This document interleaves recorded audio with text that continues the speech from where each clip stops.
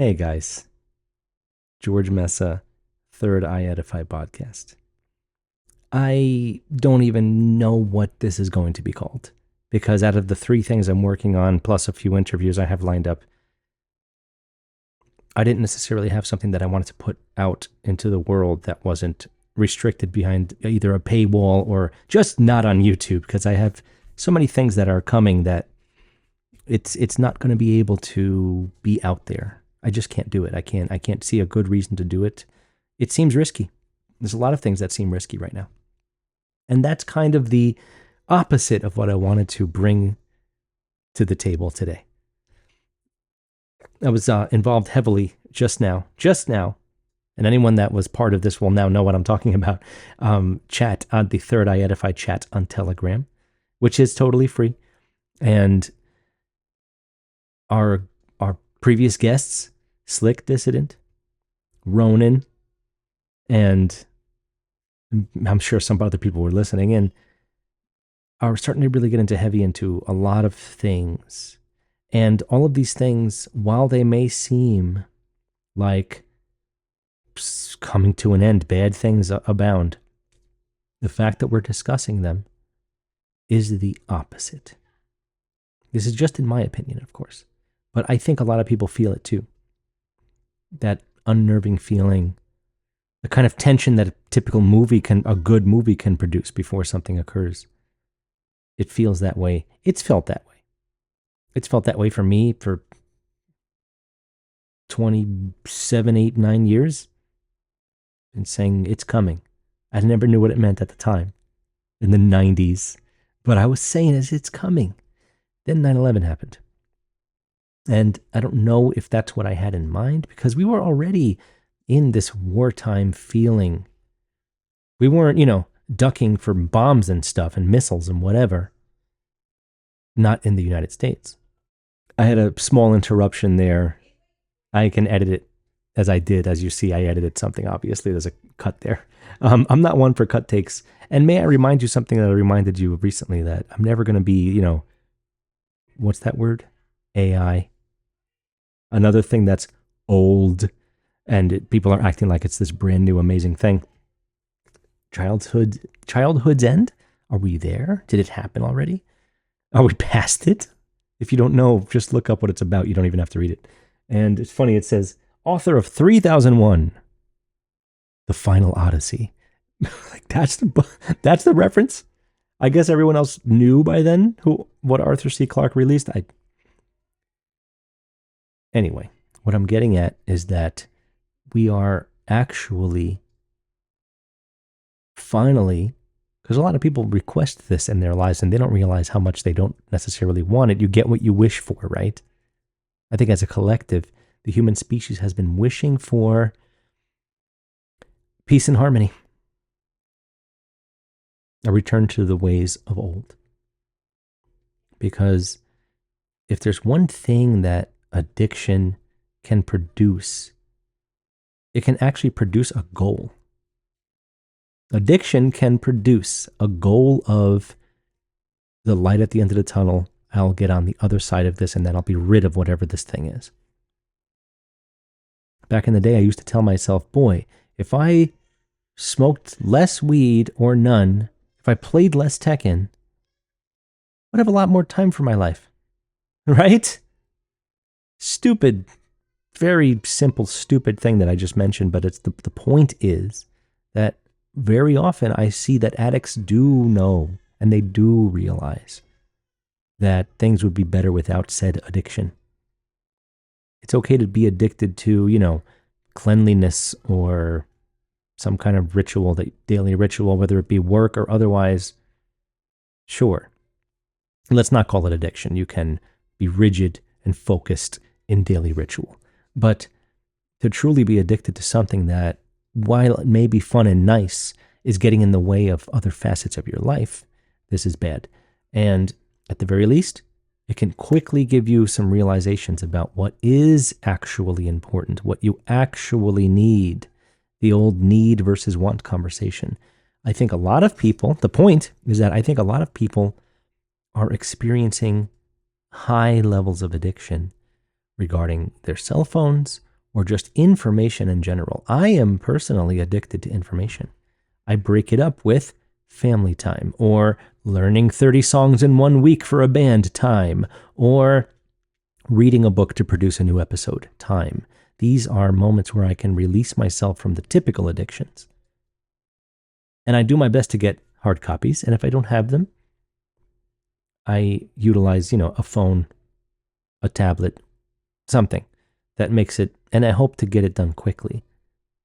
But most things are findable, and my library is quite big. Perhaps too big for, this lone bookcase is hardly the beginning of me and Nicole's book collection. There's a lot here. There's a whole lot here. You can see right here, look, what's over here. This is another bookcase. There's another bookcase over there. And then the closet in another room has tons of boxes. And this is not including my music book collection, which is very extensive and would take up a typical ceiling-sized bookcase very easily. It's not just bass, in case you're wondering, in case you know me that well. And if you do, then thank you for always being here. But do know that I am going to fulfill what I've been saying. I'm not going to be on YouTube for much longer. And I have the music mini-series that I have yet to finish.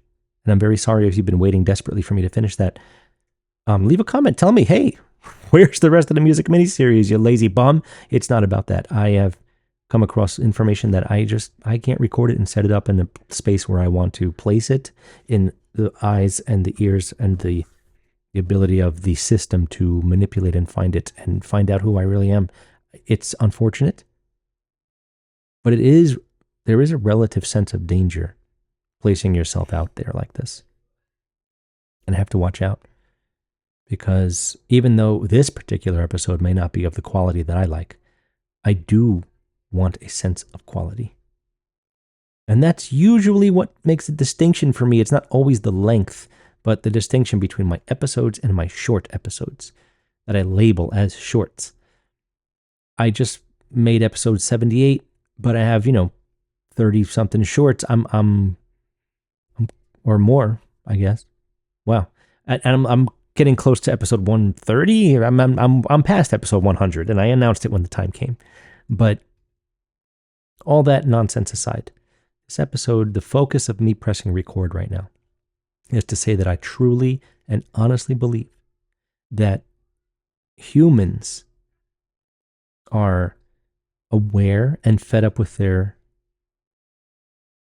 addictions. Let's call it that. Cell phones, primarily, and other things, just entertainment as a whole. I thought sports would kind of find less favor amongst the general populace after COVID. And then after bartending in 2022 for a bit, I found quite the opposite. Gambling, sports was still the heaviest level of conversation for all of these people. Now, I was in a very secluded and one-sided environment at that time. But through my students, through other people, I have ways of connecting with the community as a whole. And it's not just at a bar. Sports is still very popular. ESPN charges $30 a month, apparently. That's pretty expensive for a typical streaming service. And I'm sure that people pay for that. I'm sure of it. So it's good. It's easy to say from here in my not bombed office, which doubles as a bedroom, but I am, and it may not seem like it sometimes. And that's the other reason I'm here to press record today. I know there are times when I may get, let's just be really simple and say slightly angry at some of the events that are happening, but I like to bring things to the attention of my viewers because I am keeping my ear to the ground in many different areas of the internet, whatever you want to call it. And there's certain things where I just feel like it's very important to bring my perspective and not just say, there's the headline, because I see a lot of guys are doing that, and gals. And I'm not sure if that's really what this is supposed to be. People like me, people like some of my previous guests who have their own shows, They're doing it out of pure passion and love. It's love for humanity and community. It's an additional layer of resistance to the addiction that I'm speaking of. And that is the addiction to information and entertainment. Entertainment can be the downfall. It has said to have been the downfall of many previous cultures, whether true or not. And it's very simple for a constant need of entertainment to ruin what is important. And that is the mundane things that exist between these moments of entertainment. You're supposed to go to a movie theater and leave and then just hang out with people. That's actually a thing, by the way. It's not that you go to the nearest fun place, whether it's a barcade or, well, how many of those are there, right? But a bar, a restaurant that has drinks, and then sit around with phones and talk about like your TikTok, Instagram, Snapchat life. It's not meant to be that way. Definitely not. Now, here's our relationship, right? Maybe you're on your phone right now. Maybe you're on your computer. Maybe you're on TV. My stats tell me TV happens from time to time, and that's interesting to me. But I think there's a very large level of importance with what I'm doing, and that's not being cocky or anything. I think within this addiction, people are finding that the news is becoming a very strange and repetitive thing that they certainly can't trust. I'm not saying that I'm giving 100% proof, facts on everything, but I am being very honest and truthful with every word I say, and I am truly, fundamentally comfortable assuming that my audience feels the same way. Otherwise, I would have no audience. I have a minimal audience, but I doubt I would have any audience if I didn't feel authentic. And I don't speak unless I feel authentic. And this is why sometimes I accompany my voice with motions and with hand motions. I'm a musician. I'm a performer. It's who I am. Press and record is no big deal for me. That's why this whole episode has just been me. This is me. And I don't think it feels much different than me with notes. But bottom line is very simple in this little tiny episode here that is filler for something very cool. I may release my yearly Halloweenish, if you want to call it that, episode very soon because I have been pushed into a category I've been looking to enter on the show, and that is games, Ouija board, and playing cards specifically. So prepare for that episode. It might be my very next one. I'm not even going to wait for late October. I might do it right at the beginning of October. And I just want to keep announcing and making it clear that I really am actually going to be off of most of the other platforms if you do watch me there. The easiest way for you to keep up with everything I'm doing and everything I'm announcing is my Telegram page, which will be in the show notes if you're not already there. I have a lot more followers on all of my channels than I do in my Telegram page. I keep it small. A bot jumps in, I get rid of them right away because that's been happening on Telegram a lot. So please do find me on Telegram. I think it's every guest I've ever had almost is on there. There's plenty of like-minded individuals looking to chat about all these things. And while I feel cheap making this, I really feel kind of cheap making this episode actually, because I really didn't have a plan. I just wanted to speak my mind very quickly, very clearly. I can do this. I don't like recording unless I put time into the topic, which I've certainly said before on this show. I offer at any point, I will send good pictures of my notes for an episode. If you're ever curious, what is the mindset here? Did you really say everything you wrote? I can send pictures of I got the big paper that I use for all of my show notes. And again, I can do something like this. I can make my episodes be twice a week. I always wanted to be twice a week, but I don't have a flow of, time versus money that would make that accessible for me. And that's just the honest truth. I do have 3 kids. Well, I really have 5. But if you include my two amazing stepkids who are getting older now, and that's crazy. But I am I'm very willing to do this as like a, light, loose, once a week thing of me just going. I'd make it live if I knew the crowd was coming. I can't put the time in, and I don't feel justified because I'm so shadow banned for real on YouTube, Rumble. Maybe not BitChute. BitChute just has a small audience for me, but strangely enough, there are way more than one time where I got the same exact amount of views on Rumble and YouTube. If the algorithm can't be that precise and incredible, I really doubt it. And it's always way less than the amount of followers I have, which is already like, okay. And I lose them constantly. And who cares? I'm not complaining. I didn't expect anything from YouTube. I really didn't. What I was hoping for is the same thing that a lot of other people in my category hope for, is that YouTube allows people to get eyes on them so they can guide them to where all the real stuff is, the real stuff. I've been making way less paywall stuff lately anyway, but soon is going to be a very, very, very different story. So thank you for letting me rant. I don't think this was entirely as long as I expected it to be, but I also wasn't even sure what to say.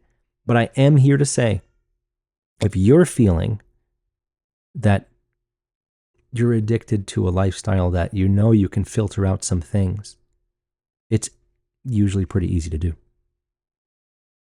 And everyone benefits. I think 70% of people I interact with are, they look at their phone. Middle of conversation. Unnecessary. They don't have somebody in the hospital or a kid at school where they've got to be like, I just had a feeling like somebody was trying to contact me. No, it's nothing like that. Even just to quickly look at the time it's pretty rude. And there's a lot of, talking while scrolling thing. Nobody, thankfully, in my immediate thing, but I've seen it. I've seen it at a regular basis. It's pretty rough. You go to dinner and there'll be a couple at a table, and they're both just kind of like eating while scrolling. I've seen this. I'm sure you can guess that this is real, but it really is. It really is. It's unfortunate. And the point, again, of this episode is that, look, I'm no different than you. I'm not superhuman or anything, okay? I can fall into any trap. I've been there a million times.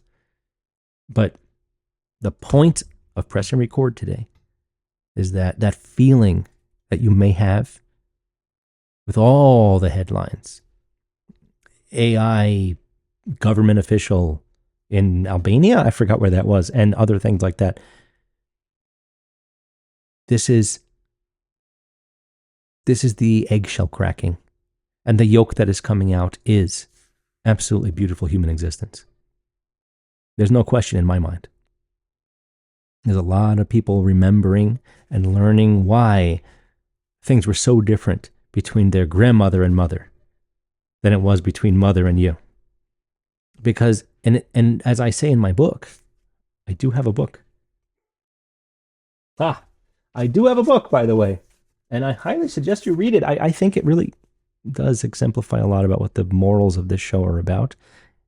And much like Manly P. Hall's book, The Secret Destiny of America, where it looks like some Illuminati, conspiracy book, and it's anything but that, this probably isn't what the cover is telling you. If you know me by now, you probably know what the book sounds like. It sounds like I'm talking to you, actually. But much like the book has, there's a promise of, real world change coming from just humans existing on as they are now. The book mentions that it's not your parents' fault. And it's not. They were all convinced to go to McDonald's and have instant pancakes and, television. That wasn't just Saturday morning. That it was normal and just the way things were moving. Robots, computers. Can't wait to get my brain attached to a computer. This was, it was pushed. It was pushed real hard.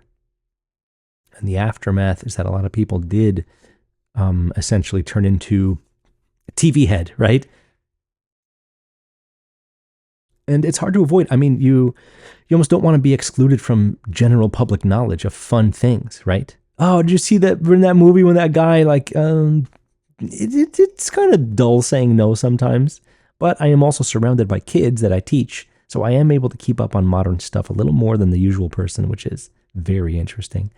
And it doesn't matter anyway. You go to any toy aisle, and I am 100% familiar with every single thing that's there. Not because I have two very young kids and a tiny baby, but because it's the same that it was 40 years ago. Ninja Turtles, Pokemon, not 40 years old, but still, right? Ninja Turtles, Pokemon, wrestling. What's new? Hardly anything. So that's more of the remakes thing that I have discussed several times. They always keep the same stories in your face for a reason. And that's been discussed more than once on this channel. So thanks for hanging out with me. I know this is probably not not the typical like, oh, that's interesting episode, but I thought this announcement was worth making. Things are looking pretty good, actually. It doesn't mean they're not going to get a little crazier before they get better, but humanity is tired of the BS. They're tired of the two-party politics. They're tired of the endless wars and the murdering. Change is coming. And I personally can't wait, even if it is reserved for my child's generation. My children's generation. I said that wrong. So prepare for greatness. And as far as preparation, I'm going to have some very interesting guests regarding that soon too. So thank you guys. I appreciate you, all of you. And for the people that are paying subscribers at Patreon, Substack, quadruple thank you. It means so much to me.